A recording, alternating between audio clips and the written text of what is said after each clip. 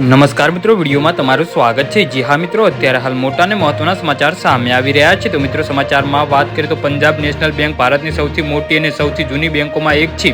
બેંકે તેના ગ્રાહકોને 12 ઓગસ્ટ સુધીમાં કેવાયસી વિગતો અપડેટ કરવા જણાવ્યું છે।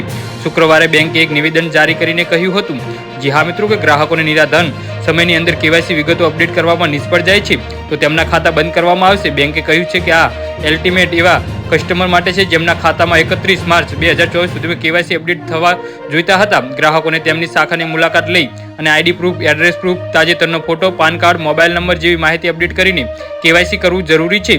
ભારતીય રિઝર્વ બેંકની માર્ગદર્શિકા અનુસાર પંજાબ નેશનલ બેંકે તેના ગ્રાહકોને 12 ઓગસ્ટ સુધીમાં કેવાયસી અપડેટ કરાવવાનું જણાવ્યું છે।